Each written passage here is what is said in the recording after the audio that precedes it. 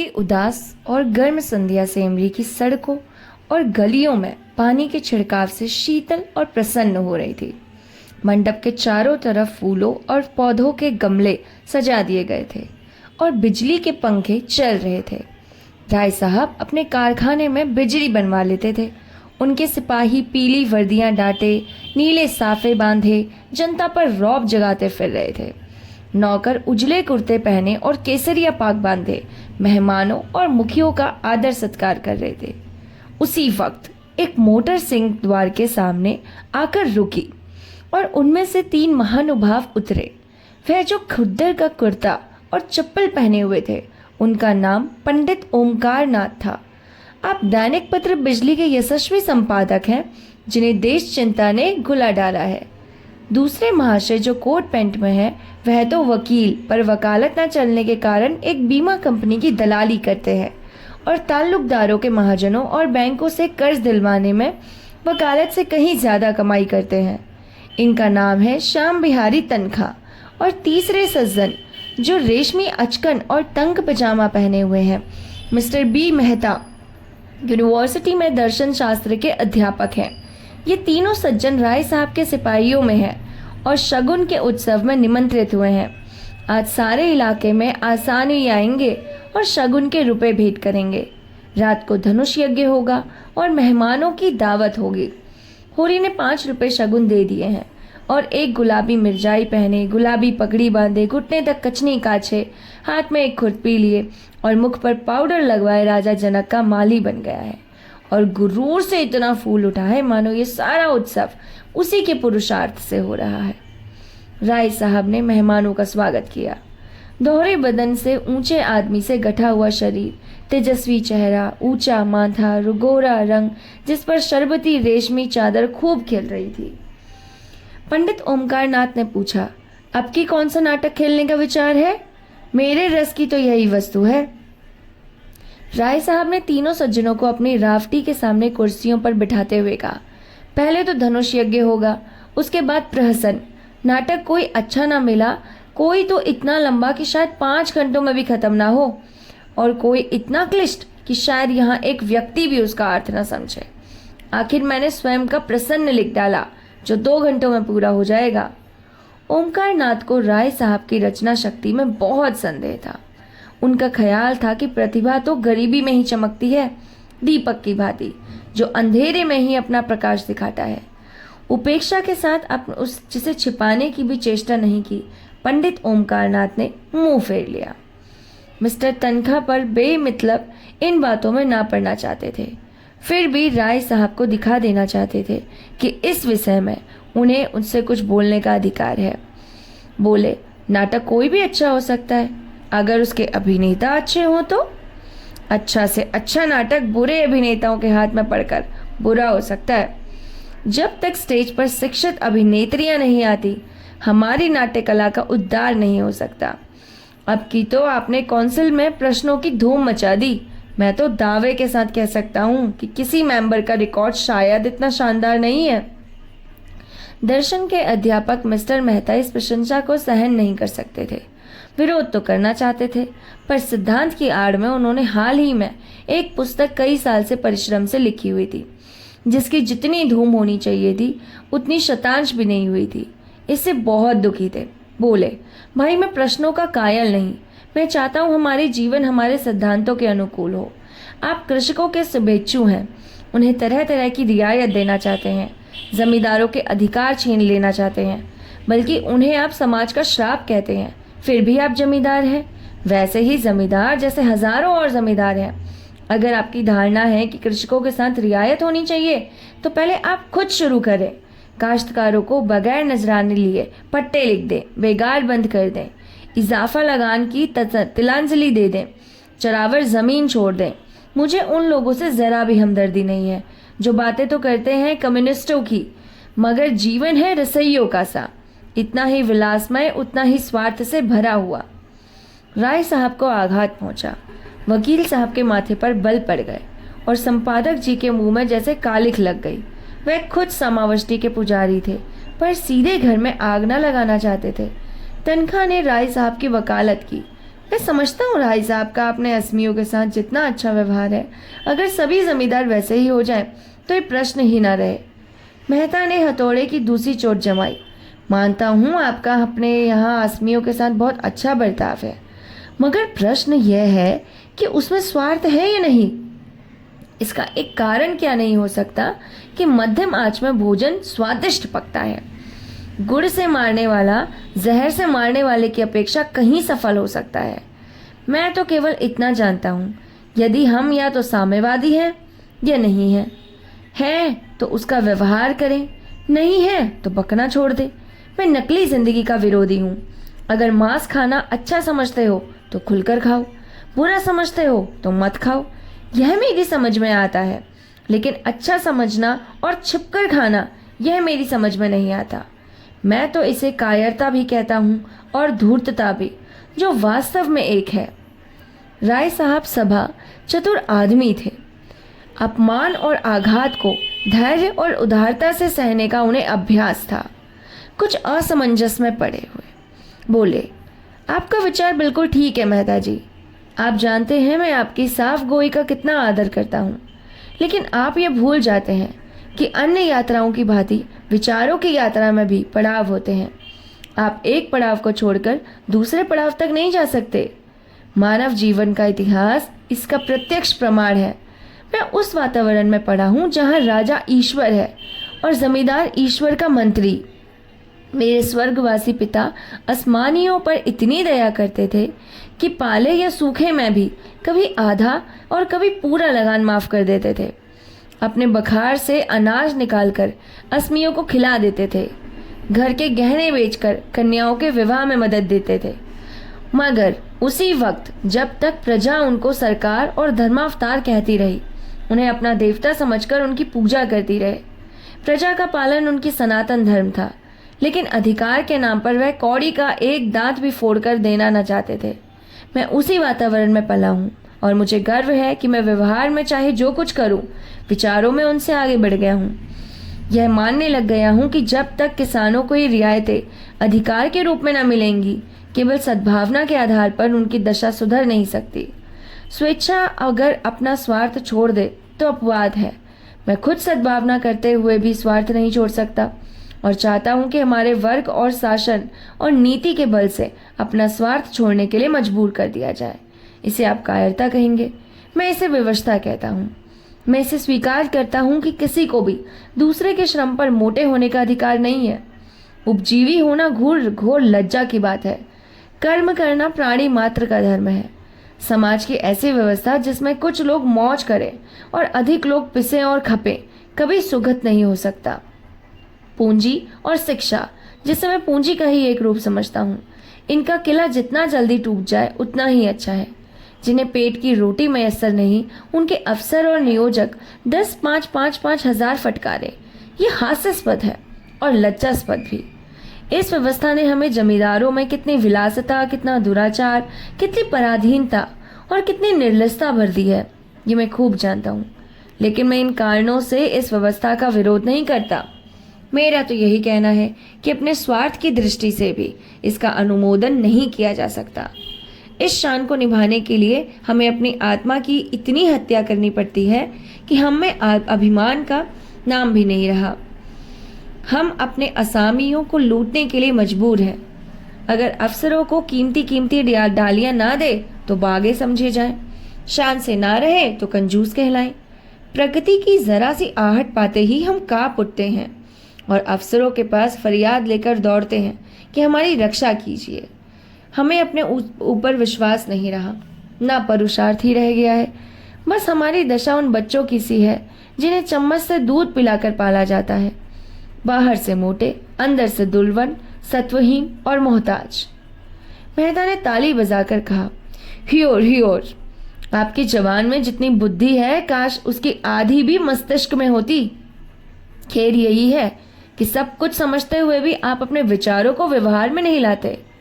ओंकारनाथ बोले, अकेला चला भार नहीं फोड़ सकता मिस्टर मेहता। हमें समय के साथ चलना भी है और उसे अपने साथ चलाना भी है। बुरे कामों में ही सहयोग की जरूरत नहीं होती। अच्छे कामों के लिए भी सहयोग उतना ही ज़रूरी है। आप ही क्यों 800 रुपये महीने हड़पते हैं, जब आप करोड़ों भाई केवल 8 रुपये में अपना निर्वाह कर रहे हैं? राय साहब ने ऊपरी खेद लेकिन भीतरी संतोष से संपादक जी की ओर देखकर बोला, व्यक्तिगत बातों पर आलोचना ना कीजिए संपादक जी, हम यहाँ समाज की व्यवस्था पर विचार कर रहे हैं। मिस्टर मेहता उस ठंडे मन से बोले, नहीं नहीं, मैं इसे बुरा नहीं समझता।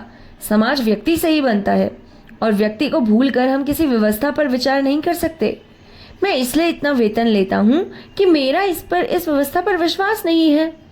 संपादक जी को अचंभा हुआ, अच्छा, तो आप वर्तमान व्यवस्था के समर्थक हैं? मैं इस सिद्धांत का समर्थक हूँ कि संसार में छोटे बड़े हमेशा रहेंगे और उन्हें हमेशा रहना चाहिए। इसे मिटाने की चेष्टा करना मानव जाति के सर्वनाश का कारण होगा। कुश्ती का जोड़ बदल गया। राय साहब किनारे खड़े हो गए। संपादक जी मैदान में उतरे। आप इस 20वीं शताब्दी में भी ऊंच नीच का भेदभाव करते हैं? जी हाँ, मानता हूँ, और बड़े जोरों से मानता हूँ। जिस मत के आप समर्थक हैं वह भी तो कोई नई चीज नहीं। जब से मनुष्य में ममत्व का विकास हुआ है तभी उस मत का जन्म हुआ। बुद्ध और प्लेटो और ईसा सभी समाज में समता के प्रवर्तक थे। यूनानी और रोमन और सीरियाई सभी सभ्यताओं ने उसकी परीक्षा की, पर अप्राकृतिक होने के कारण कभी वे स्थायी न बन सकी। आपकी बातें सुनकर मुझे आश्चर्य हो रहा है। आश्चर्य अज्ञान का दूसरा नाम है। मैं आपका कृतज्ञ हूँ। अगर आप इस विषय पर कोई लेखमाला शुरू कर दें। जी, मैं इतना अहमक नहीं हूँ, अच्छी रकम दिलवाइए तो अलबत्ता। आपने सिद्धांत ही ऐसा लिया है कि खुले खजाने पब्लिक को लूट सकते हैं।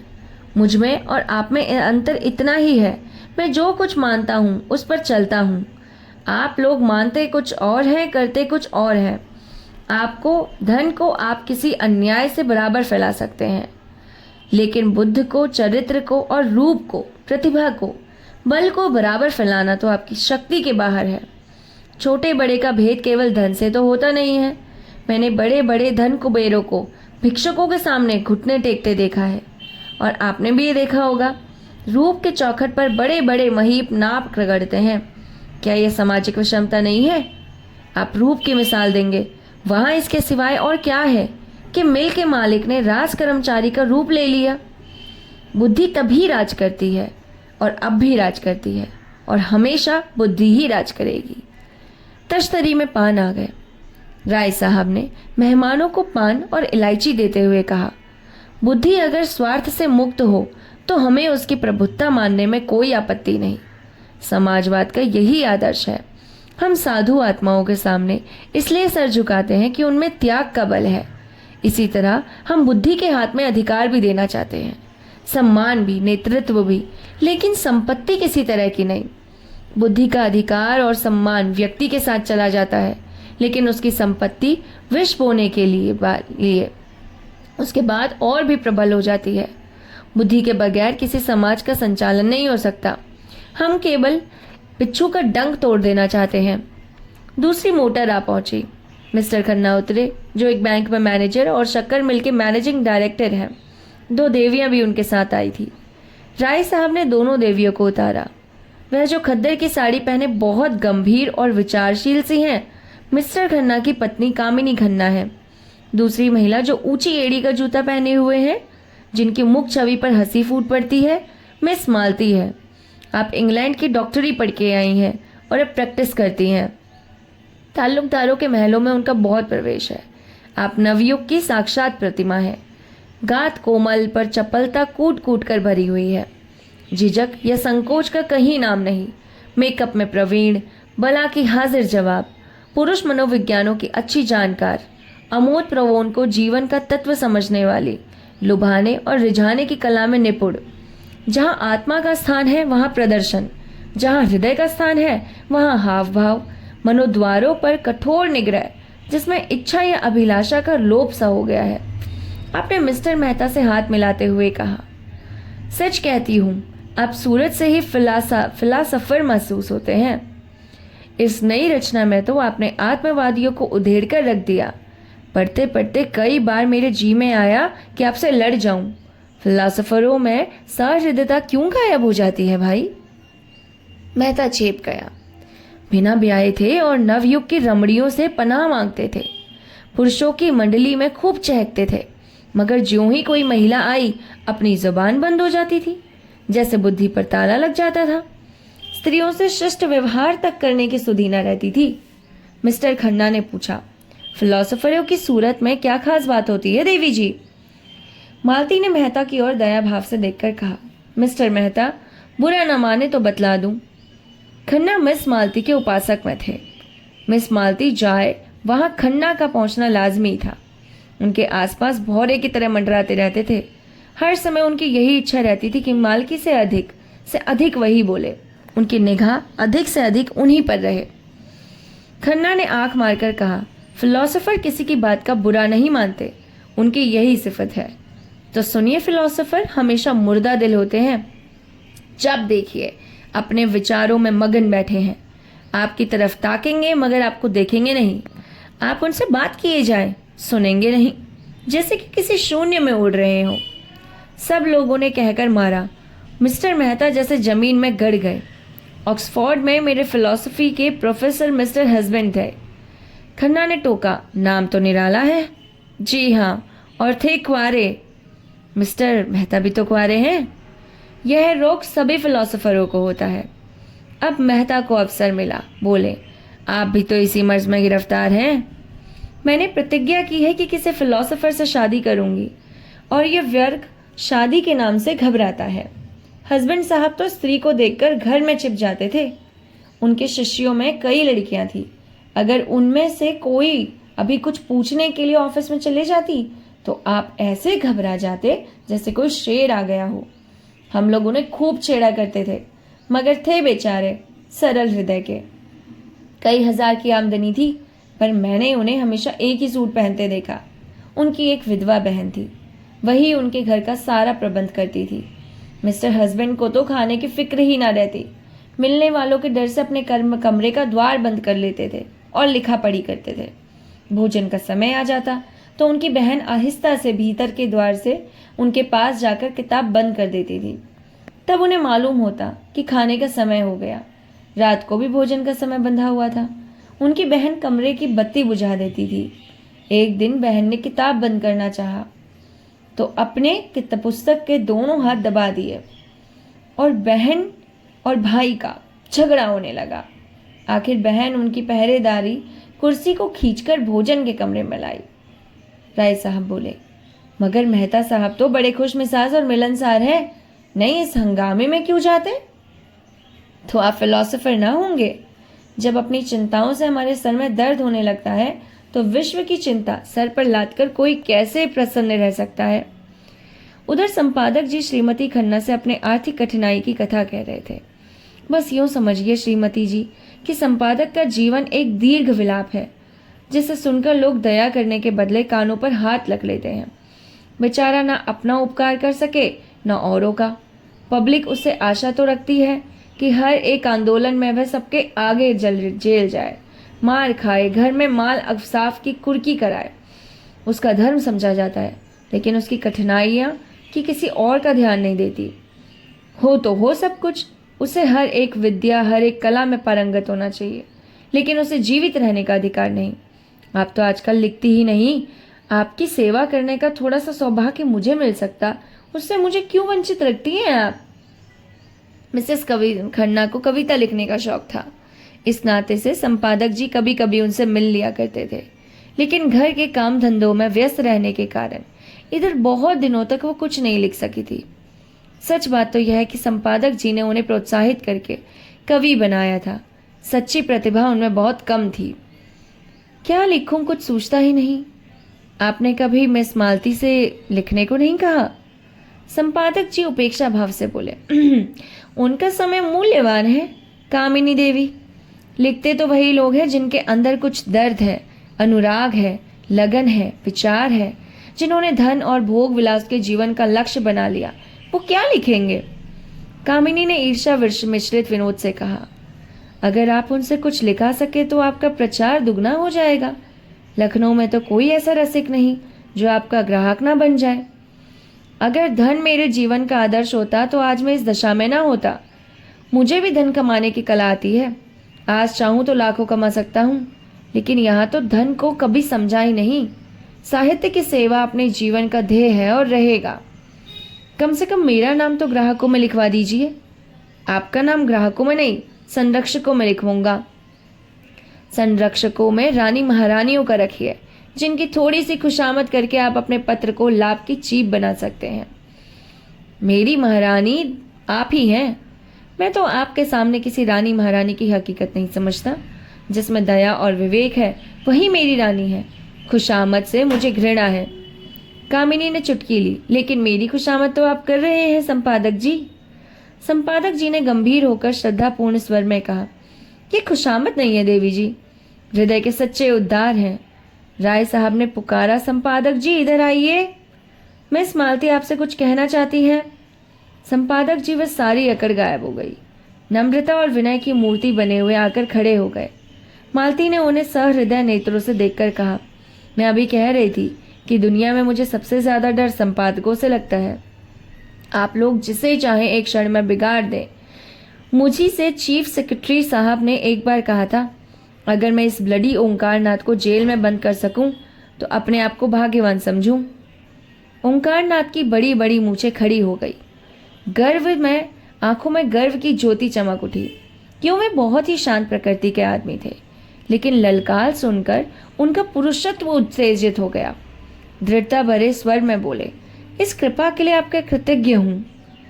बस उस सभा में अपना जिक्र तो आता ही है, चाहे किसी तरह आए।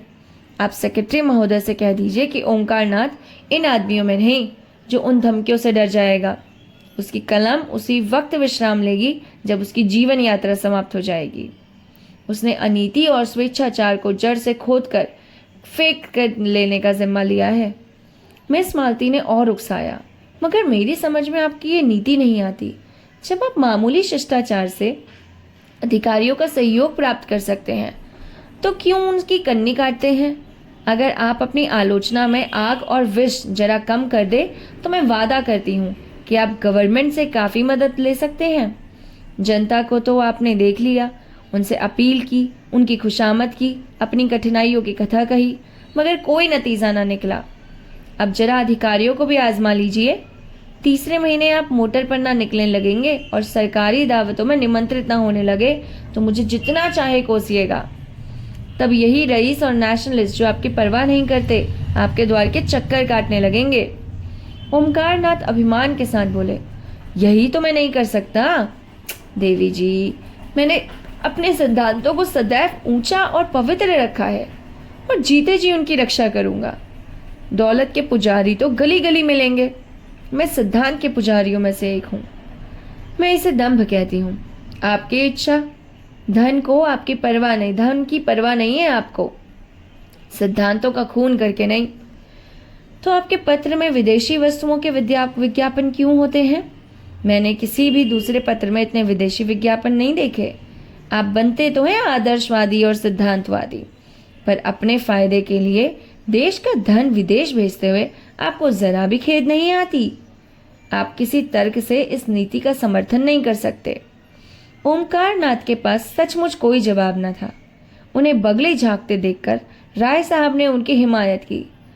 तो आखिर आप क्या चाहती हैं? इधर से भी मर जाए, उधर से भी मर जाए तो पत्र कैसे चले? इस मालती ने दया करना ना सीखा था। पत्र नहीं चलता तो बंद कीजिए। अपना पत्र चलाने के लिए आपको विदेशी वस्तुओं के प्रचार पर कोई अधिकार नहीं। अगर आप मजबूर हैं तो सिद्धांत का ढोंग कीजिए या मत कीजिए। मैं तो सिद्धांतवादी पत्रों को देखकर जल उठती हूँ। जी चाहता है दिया सलाई दिखा दूं।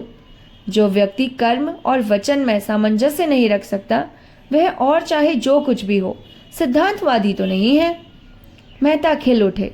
थोड़ी देर पहले उन्होंने खुद इसी विचार पर प्रतिपादन किया था। उन्हें मालूम हुआ कि इस रमणी में विचार की शक्ति भी है, केवल तितली नहीं संकोच जाता रहा। यही बात अभी मैं कह रहा था। विचार और व्यवहार में सामंजस्य का ना होना ही तो धूर्तता है, मक्कारी है। मिस मालती प्रसन्न मुख से बोली, तो इस विषय में आप और मैं एक हैं और मैं भी फिलोसोफर होने का दावा कर सकती हूँ। खन्ना की जेब में खुजली हो रही थी। बोले, आपका एक एक अंग फिलॉसफी में डूबा हुआ है। मालती ने उनकी लगाम खींची। अच्छा, आपको भी फिलॉसफी में दखल है? मैं तो समझती थी आप पहले अपने फिलॉसफी की गंगा में डूबो बैठे।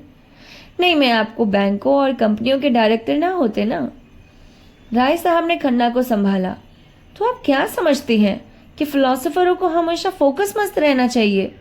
जी हाँ, फिलोसोफर अगर मोह पर विजय न पा सके तो फिलोसोफर कैसा? इस लिहाज से तो शायद मिस्टर मेहता भी फिलोसोफर न ठहरे। मेहता ने जैसे आस्तीन चढ़ाकर कहा, मैंने तो कभी ये दावा नहीं किया राय साहब। मैं तो इतना ही जानता हूँ कि जिन औजारों से लोहार काम करता है उन्हीं औजारों से सोनार नहीं करता। क्या आप चाहते हैं आम की दशा उन्हीं में फूले फले जिनमें बबूलियत आड़? मेरे लिए धन केवल उन सुविधाओं का नाम है जिनमें मैं अपना जीवन सार्थक कर सकूं। धन मेरे लिए बढ़ने और फल फूलने वाली चीज नहीं, केवल साधन है। मुझे धन की बिल्कुल इच्छा नहीं।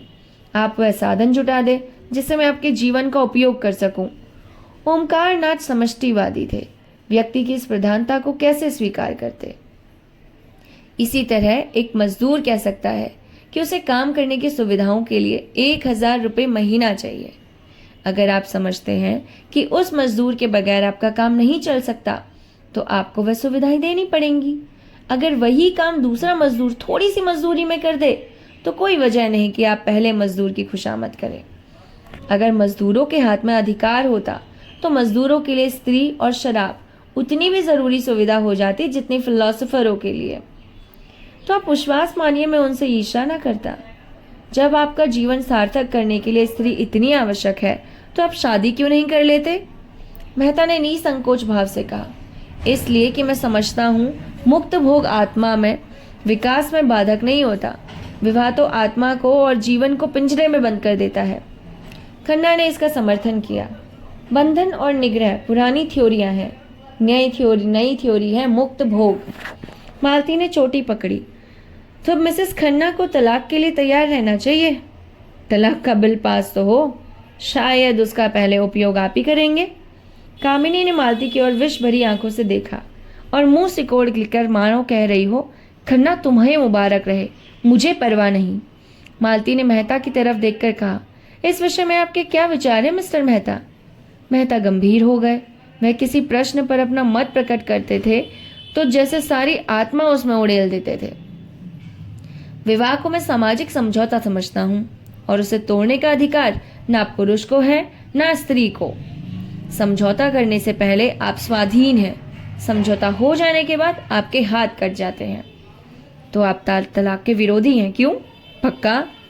और मुक्त भोग वाला सिद्धांत वह उनके लिए है जो विवाह नहीं करना चाहते।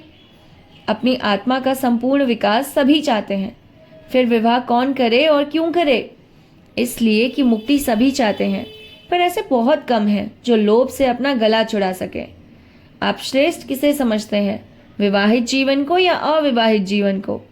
समाज की दृष्टि से विवाहित जीवन को, व्यक्ति की दृष्टि से अविवाहित जीवन को। धनुष यज्ञ का अभिनय निकट था। 10 से 1 तक धनुष यज्ञ, 1 से 3 तक प्रहसन, यह प्रोग्राम था। भोजन की तैयारी शुरू हो गई। मेहमानों के लिए बंगले में रहने का अलग अलग प्रबंध था। खन्ना परिवार के लिए 2 कमरों में रखे गए थे और कितने भी मेहमान आ जाएं, सभी अपने अपने कमरों में गए कपड़े बदल बदल कर भोजनालय में जमा हो गए। यहाँ छूत छात का कोई भेद न था। सभी जातियों और वर्णियों के लोग साथ भोजन करने बैठे। केवल संपादक ओमकार नाथ सबसे अलग अपने कमरे में फलाहार करने गए और कामिनी खन्ना के सर में दर्द हो रहा था। उन्होंने भोजन करने से इनकार किया। भोजनालय में मेहमानों की संख्या 25 से कम न थी। शराब भी थी, मांस भी था। इस उत्सव के लिए राय साहब कितनी किस्म की खरास तैयार की। शराब खिंचवाते थे, खींची जाती थी दवा के नाम से, पर होती थी खालिद शराब। मांस भी कई तरह के पकते थे, कोफ्ते, कबाब, पुलवा, मुर्ग, मुर्गियां, बकरा, हिरन, तीतर, मोर, जैसे जो पसंद हो वो खाए। भोजन शुरू हो गया तो मिस मालती ने पूछा, संपादक जी कहाँ रह गए? किसी को भेजो राय साहब, उन्हें पकड़ लाए। राय साहब ने कहा, यह वैष्णव है, यहाँ उन्हें बुलाकर क्यों बेचारे का धर्म नष्ट करोगे? बड़ा ही आचार निष्ठ आदमी है। अजी और कुछ ना सही, तमाशा तो होता ही रहेगा। सहसा एक सज्जन को देखकर उसने पुकारा, आप भी तशरीफ रखते हैं मिर्जा खुर्शद? यह आपके काम का सुपुर्द। आपकी लियाकत की परीक्षा हो जाएगी। मिर्जा खुर्शीद गोरे चट्टे आदमी थे। भूरी भूरी मूछें, नीली नीली आंखें, दोहरी देह, चांद के बाल सफाटत चट, छलकियां अचकन और चूड़ीदार पैजामा पहने थे। ऊपर से हैट लगाते थे। वोटिंग के समय चौक पड़ते थे और नेशनलिस्टों की तरफ खूब वोट देते थे। सूफी मुसलमान थे। 2 बार हज कर आए थे, मगर शराब खूब पीते थे।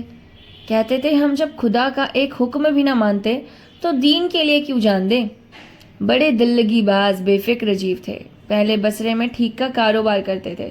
लाखों कमाए, मगर शामत आई कि एक मेमने अशनाई कर बैठे। बस मुकदमेबाजी हुई, जेल जाते जाते बचे। 24 घंटे के अंदर मुल्क से निकल जाने का हुक्म हुआ। जो कुछ जहां था वहीं छोड़ा और सिर्फ 50,000 लेकर भाग खड़े हुए। मुंबई में उनके एजेंट थे। सोचा था उनके हिसाब किताब कर लें और कुछ निकलेगा, उन्हीं में जिंदगी काट लेंगे। मगर एजेंटों ने जाल करके उनमें एक 50,000 भी ऐंठ लिए। निराश होकर वहां से लखनऊ चले। गाड़ी में एक महात्मा से साक्षात हुआ। महात्मा जी ने उन्हें सब्ज बाग दिखाकर उनकी घड़ी, अंगूठियां, रुपए सब उड़ा लिए। बेचारे लखनऊ पहुंचे तो देह के कपड़ों के सिवा कुछ न था। राय साहब ने पुरानी मुलाकात हुई। कुछ उनकी मदद से, कुछ अन्य मित्रों की मदद से एक जूते की दुकान खोल ली। अब वह लखनऊ की सबसे चलती हुई जूते की दुकान थी। 400-500 रोज की बिक्री थी। जनता को उन पर थोड़े ही दिनों में इतना विश्वास हो गया कि बड़े भारी मुस्लिम ताल्लुकदारों को नोचा दिखाकर कौंसिल में पहुंच गए। अपनी जगह पर बैठे बैठे बोले, जी नहीं, मैं किसी दीन का नहीं बिगाड़ता। यह काम आपको खुद करना चाहिए। मज़ा तो जब है जब आप उन्हें शराब पिलाकर छोड़े। यह आपके हुस्न के जादू की आजमाइश है। चारों तरफ से आवाजें आई, हाँ हाँ मिस मालती, आज अपना कमाल दिखाइए। मालती ने मिर्जा को ललकारा, कुछ इनाम दोगे? 100 रुपए की एक थैली। हुश, 100 रुपए? लाख रुपए का धर्म बिगाड़ 100 के लिए। अच्छा, आप खुद की फीस इतनी बताइए। 1000, कौड़ी कम नहीं। अच्छा मंजूर।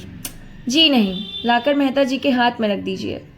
मिर्जा ने तुरंत 100 रुपए का नोट जेब से निकाला और उसे दिखाते हुए खड़े होकर बोले, भाइयों, यह हम सब मर्दों की इज्जत का मामला है।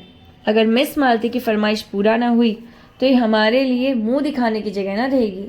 अगर मेरे पास रुपए होते तो मैं मिस मालती की एक एक अदा पर 1-1 लाख कुर्बान कर देता।